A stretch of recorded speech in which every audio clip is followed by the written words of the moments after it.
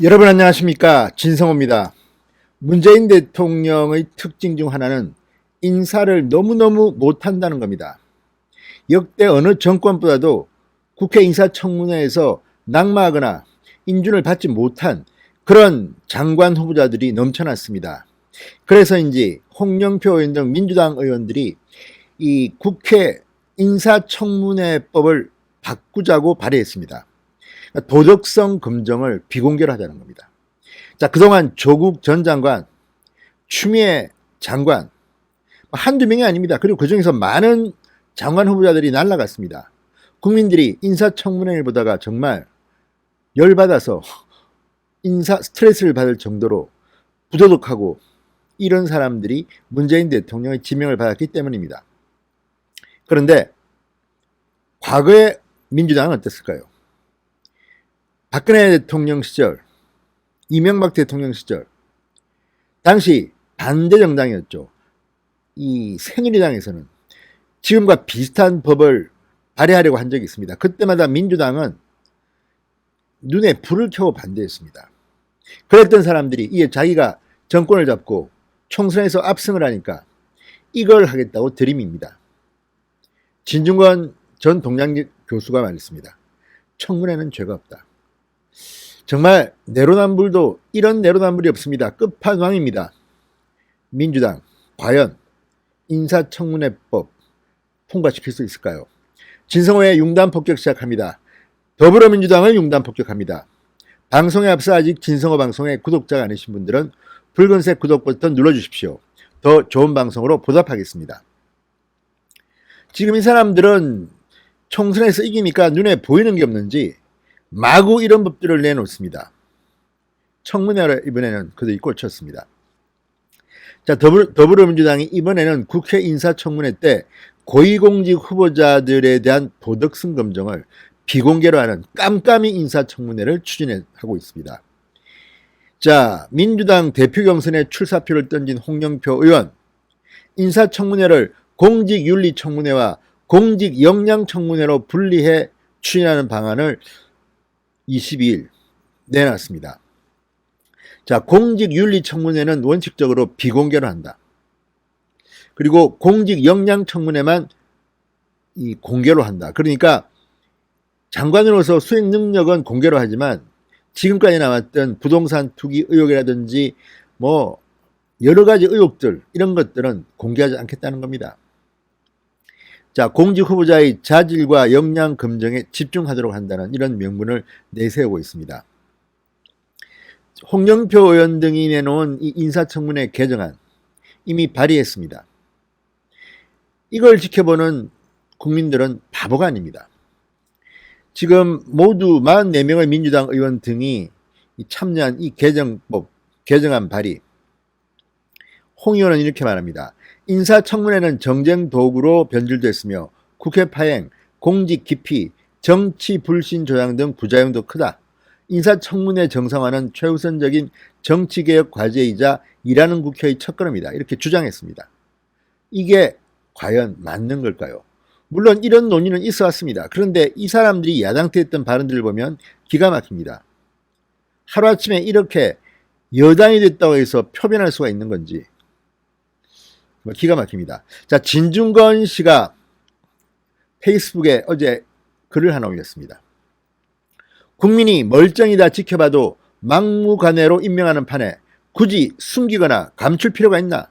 조국, 윤미향 모두 그냥 얼굴에 철판 깔고 임명하지 않았나? 어차피 국민이 원하지 않든 임명할 거라면 최소한 국민의 입장에서 그자가 얼마나 썩었는지 정도는 알아야 하지 않나요? 라고 말했습니다. 실제로 문재인 정권의 장관 후보들, 사실 장관 청문회는 국회가 동의하지 않아도 시간만 지나면 자동적으로 장관에 임명할 수 있습니다. 문제는 민심입니다. 인사청문회를 지켜보는 국민들의 민심 때문에 대통령은 결국 몇 명은 임명하지 못합니다. 그게 바로 지금 진행되는 국회 인사청문회의 특징입니다. 요즘은 인사청문회가 무서워서 장관하기 싫어하는 사람들이 그렇게 많다고 합니다. 그런데 이런 문제점을 과거 보수 정권이 있을 때는 안 된다고 했다가 이제 자기들이 정권을 잡으니까 밀어붙일 태세입니다. 진중권 씨는 말합니다. 역사는 반복됩니다. 2013년에 새누리당에서 이를 도입하려고 했는데 민주당의 반대로 좌초됐죠. 이번엔 민주당에서 이것을 도입하려 하네요. 썩지 않은 사람 찾기가 여의치않은 모양. 아무튼 당시에 민주당 의원들이 인사청문회 비공개에 대해 뭐라고 했는지 봅시다. 그러면서 과거 민주통합당 의원들의 발언을 열거했습니다. 아주 기가 막힙니다. 박기춘 당시 원내대표 이렇게 말했습니다. 밀봉 인사에 이어 밀봉 청문회, 깜깜이 청문회로 공개 검증을 피해보자는 발상이 아니라면 무엇이겠는가. 국민의 알 권리나 참여 권리 등은 관심도 없는 듯하다. 청문회가 비공개로 진행되면 위장 전입, 부동산 투기, 병력 비리, 세금 탈루 문제 등을 어떻게 검증하겠느냐 이렇게 말했습니다. 자, 이때는 이렇게 강하게 비난해놓고 지금 와서 이렇게 하겠다는 그들의 의도는 뭡니까? 다른 사람은 모르지만 이 사람들이 이런 것을 추진하는 것 자체는 명분이 없어 보입니다. 자, 당시 윤관식 원내대변인은 이렇게 말했습니다.